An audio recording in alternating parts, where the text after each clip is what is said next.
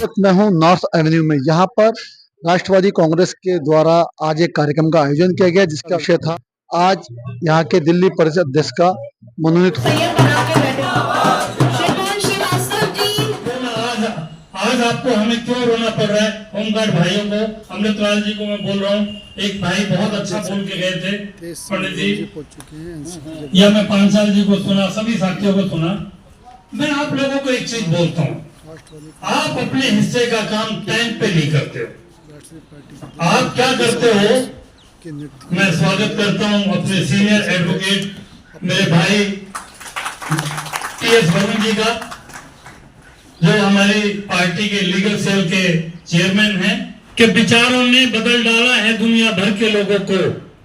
यहाँ सिर्फ शब्द ही हैं जो कभी भी सड़ नहीं सकते, दिमागी तंग रस्ते हों तो आगे बढ़ नहीं सकते, लगा के जो भी रखते हैं दिलों से बात लोगों की हमेशा नीचे रहते हैं, शिखर वो चढ़ नहीं सकते, वो रफ्तार रही नहीं है।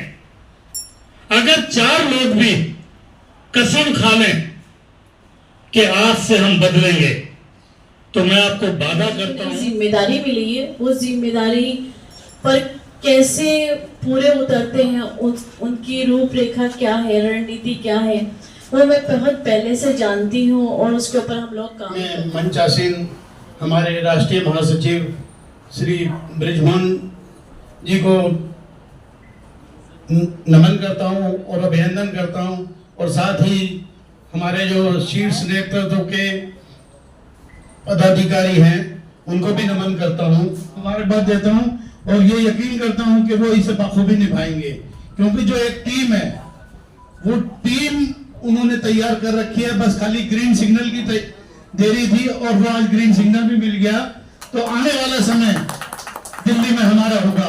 मैं ये नहीं कह सकता सत्तारी होगी, लेकिन इतना जरूर है कि सत्ता में भागीदारी हमारी होगी। आज जो भाई हमारे हैं होमगार्ड से और दूसरी जगह से जो आए हुए हैं, मैं उनका भी धन्यवाद करता हूं कि आप लोगों की जो समस्याएं हैं भाई वीरेंद्र जी लेके चलेंगे और आप लोगों का सहयोग ही उन्हें सशक्त बनाएगा, क्योंकि जनबल धनबल सारी चीजें सत्ता में काबिज होने के लिए जरूरी है। तो मैं भाई वीरेंद्र जी से वो करूंगा कि हमारे जो भी हमारी योजनाएं हैं, जो हमारी आपसे आशा है, उनको जरूर पूरा करेंगे। इसी आशा और विश्वास के साथ सभी को जय भारत। दिल्ली के अंदर राष्ट्रवादी कांग्रेस पार्टी को अपने आप को मजबूत बनाने का काम करना चाहिए और यही जिम्मेदारी भाई वीरेंद्र सिंह जी को दी है।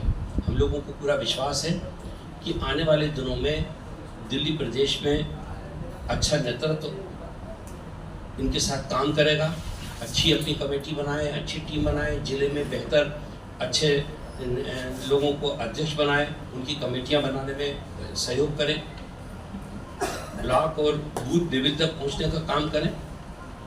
तो मुझे ऐसा लगता है कि ये सारी संभावनाएं वीरेंद्र जी में हैं और वीरेंद्र जी ने एक संकल्प भी लिया है इन सारी चीज़ों को पूरा करने के लिए। अभी लगातार बात चल रही थी। देखिए, मैं एक छोटी सी बात बस कहना चाहता हूँ कि एक जंगल में एक छोटी सी कुटिया थी। वो कुटिया में एक संत रहते थे। संत का एक शिष्य था। उसको अचानक रात को जाने का जब मौका आया तो बड़ा घबरा रहा था। उसको चिंता ये हो रही थी कि मैं इस अंधेरे में जाऊंगा तो अपनी मंजिल तक पहुंचूंगा कैसे। संत वो समझदार थे, उन्होंने उनको एक अपनी मोमबत्ती दी और कहा, भाई ये मोमबत्ती लो, इसको जलाओ और आगे चलो। उसने कहा, गुरुजी आपने मेरे को ये मोमबत्ती दे दी, आपने मुझे लालटेन दे दी, यहाँ तो रोशनी है, लेकिन इतना बड़ा घना अंधेरा और इसमें छोटी सी रोशनी जो खाली 1-2 कदम तक दिखती है, तो मैं इससे इतना बड़ा घना अंधेरा पार कैसे करूँगा। गुरुजी ने उनको बोला, बेटा बात ये है कि जब तुम एक कदम उठाओगे तो ये रोशनी एक कदम आगे चलेगी, फिर जब तुम दूसरा कदम उठाओगे तो ये रोशनी फिर एक कदम आगे चलेगी, और ऐसा करके ये पूरा अंधेरे का जो जंगल है ये तुम आसानी से पार कर लो। यही बात मैं आप लोगों से कहना चाहता हूँ। लोग बहुत तरह की बात करेंगे, क्योंकि दिल्ली में भारतीय जनता पार्टी एक मजबूत पार्टी के रूप में है।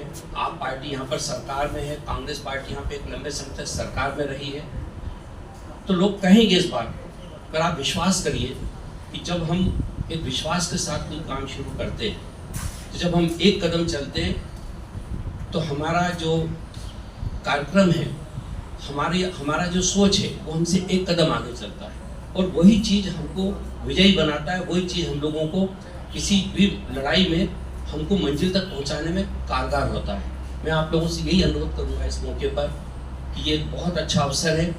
दिल्ली देश की राजधानी है, यहाँ पर अगर एक छोटा सा कार्यकर्ता भी कोई अच्छा काम करता है तो उसकी गूंज पूरे देश तक पहुँचती है। तो एक बहुत अच्छा मौका आदरणीय वीरेंद्र जी आप सब लोगों को देंगे इस मौके पर कि आप देश के हर कोने में आप लोगों की आवाज़ पहुँचे, आप लोगों की एक पहचान बने। अगर आप दिल्ली में एक सकारात्मक राजनीति करते हैं तो, और बहुत ज़्यादा अवसर है इस दिल्ली के अंदर काम करने के लिए। बहुत सारी ऐसी समस्याएं जिन पे भी बातचीत अपन लोगों ने की है, इन सारी समस्याओं के समाधान के लिए अच्छे नेतृत्व की ज़रूरत है, अच्छी पार्टी की ज़रूरत है और अच्छी एक योजना की ज़रूरत है। अभी मैं तो सोच रहा था कि आज का जो कार्यक्रम है वो पूरी तौर से खाली वीरेंद्र भाई के स्वागत में रहेगा, लेकिन यहाँ वीरेंद्र भाई के साथ ये बहुत अच्छी बात है कि उन्होंने पद संभालते से ही समस्याओं के समाधान के लिए भी काम शुरू किया। ये बहुत अच्छी एक शुरुआत की है, जिसमें कि हमारे दिल्ली के जो होमगार्ड भाई हैं उनकी समस्या को उन्होंने यहाँ पर हम लोगों के सामने रखा और उन्होंने भी ये संकल्प लिया और हम लोगों को भी अपने संकल्प से जोड़ दिया है कि हम होमगार्ड्स की इन समस्याओं को लेकर उस हर स्तर पर उनकी आवाज़ उठाएं जहाँ से कि उनको मदद मिल सकती हो। मैं आज अभी ये नहीं कह सकता कि हम इस मामले में कितने सफल होंगे, लेकिन मैं एक बात का जरूर मुझको विश्वास है कि हमारे नेता जब किसी मुद्दे को उठाते हैं तो उसमें सरकार भी बहुत गंभीरता से सोचती है और उसमें सफलता भी मिलती है। तो मुझे पूरा विश्वास है कि होमगार्ड्स भाइयों की जो ये समस्या है इसका समाधान राष्ट्रवादी कांग्रेस पार्टी निश्चित रूप से देगी और इसके लिए अगर सड़क पे उतर के भी कोई हम लोगों को प्रदर्शन करना पड़ा, यदि सड़क पे उतर के अपनी बात भी कहना पड़ी, तो उसमें भी राष्ट्रवादी कांग्रेस पार्टी कभी पीछे नहीं रहेगी।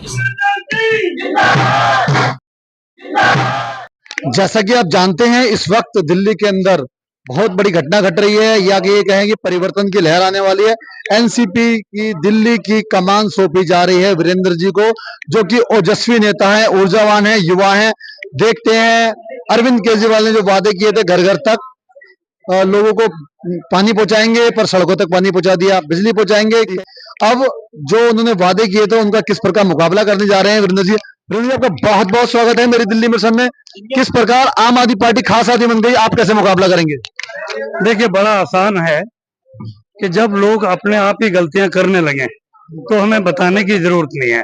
हमें तो सिर्फ लोगों को चेताना है कि आपसे क्या वादे किए थे और ये सरकार ने क्या करके रख दिया। दिल्ली की जनता ने 3 बार अपने हिस्से की पूरी ईमानदारी रखी है। उन्होंने पूरी ईमानदारी से दिल्ली की सरकार बनाने का काम किया है, लेकिन दिल्ली के सीएम केजरीवाल ने और उनकी टीम ने दिल्ली के लोगों को पूरी तरह ठगा है। उनका स्वास्थ्य मंत्री जेल में, उनका शिक्षा मंत्री जेल में, और वो खुद दारू की पॉलिसी जगह जगह ठेके खोलने के लालच में जेल में।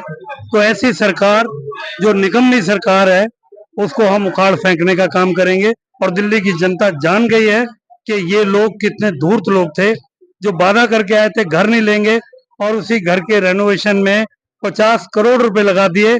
जो आदमी टूटी फूटी वैगनआर से घूमता था वो आदमी जेल में भी गया तो 4 करोड़ रुपए की गाड़ी से गया है। वीरेंद्र जी, देश का आंदोलन 1857 से लेकर 1947 तक जो उसके प्रथम स्तंभ रहे वो समाचार पत्र रहे, वो जो छोटे समाचार पत्र पूरे देश में, खासकर का साप्ताहिक।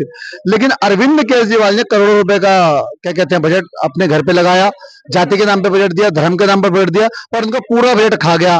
तो आप उसे किस प्रकार देखते हैं? देखिए, जो अरविंद केजरीवाल ने किया, उनके काले कारनामे जनता को मेरे बताने से पहले उनके घर घर तक पहुंच चुके हैं।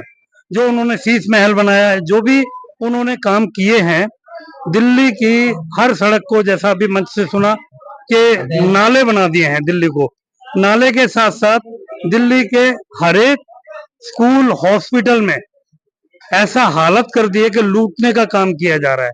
और उसमें बड़े प्लानिंग के तहत इन्होंने जो एक जनता के नाम पर जो लूट बनाई और वो पैसे को घुमा के पार्टी में लेके गए हैं कि आप कोई भी आप टेस्ट कराइए और उस टेस्ट का पैसा दिल्ली गवर्नमेंट देगी। वो पैसा दिल्ली के लोगों का है और वो पैसा किनको जा रहा है? वो जाता है पहले लैब के बड़ी बड़ी कंपनियों को और उसी पैसे का चंदा बन के चला जाता है उसी पार्टी को जिस पार्टी ने ऐसी मुहिम। हम लोग विधानसभा में सबसे पहले इनको पटकनी देने वाले हैं। दिल्ली की सरकार, जब ये सारे लोग जेल में नहीं थे, जब ये बोलते थे हम बदलाव की राजनीति करने आए हैं पिछले 2020 के चुनाव में, तो इनके 16 एमएलए ऐसे थे जो 500 वोट अगर हम ले लेंगे तो 16 एमएलए हार जाते उस टाइम पे। इनके 14 एमएलए ऐसे थे जो 1000 से 3000 वोटों में हार जाते अगर उनको 3000 वोट नहीं मिलते। तो ऐसे करीब 36 एमएलए इनके ऐसे थे 62 में से कि जिनको 5000 वोट अगर कोई पार्टी ले लेती उस टाइम तो ये सरकार में नहीं होते। और उसके बाद तो इनके जेल जाने की जो इन्होंने दरवाजे खोले हैं, इनके भ्रष्टाचार जो ओपन हुए हैं, उससे इनकी जमानतें जब्त होंगी।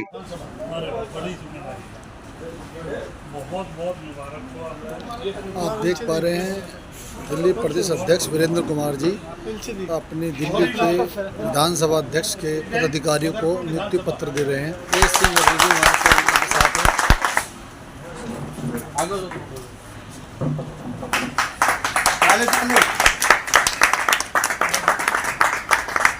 मेरी दिल्ली में से बहुत बहुत स्वागत है कि पार्टी लगातार अपना विस्तार कर रही है और मैं समझता हूँ आपकी पार्टी में हर वर्ग है।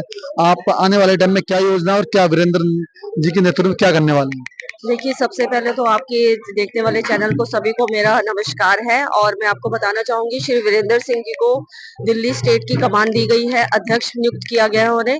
हम उन्हें बहुत बहुत बधाई देते हैं। साथ ही मैं ये कहना चाहूंगी वो एक कुशल नेता है, बहुत ही सालों से समाज सेवी रहे हैं, लोगों की जन तक ग्राउंड लेवल तक वो जुड़े रहे हैं और उन्होंने लोगों की समस्याओं को अभी तक हल किया है।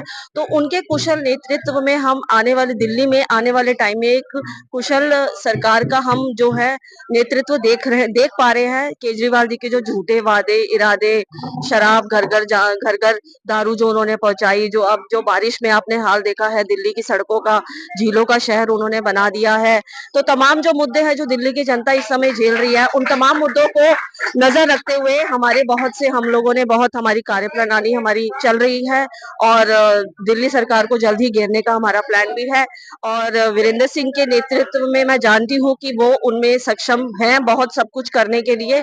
हम सब उनका साथ देंगे और आप सबसे भी अनुरोध करती हूँ कि एक सही नेता का चुनाव करिए और दिल्ली में जो भी गलत भ्रष्टाचार है उसको वहां से हटाइए। इस समय में हमने कई नीतियां बना रखी है दिल्ली सरकार को घेरने के लिए और हम लोग जल्द ही एक परिवर्तन संकल्प यात्रा के साथ दिल्ली की सड़कों पर उतरेंगे, जिसमें हमारा पद यात्रा भी होगी और भी हमारे कई प्लान्स हैं जो अभी कुछ आने वाले समय में आपके सामने हाजिर होंगे। तो मैं दिल्ली की जनता से यही अनुरोध करना चाहूंगी कि वो सही व्यक्ति का चुनाव करे, आने वाले चुनाव में सही नेता का चुनाव करे, जो झूठे वादे हैं इरादे हैं उनको भूलकर फ्री बीस पे मत जाए कि फ्री सेवाओं पे मत जाए। जो नेता आपके लिए सही तरीके से काम करना चाहता है या आपके सुखों का आपके हितों का ध्यान रखना चाहता है, कृपया आप उसका चुनाव कीजिए। जय राष्ट्रवादी, जय कांग्रेस। इतनी देर से आप संयम बना के बैठे हैं।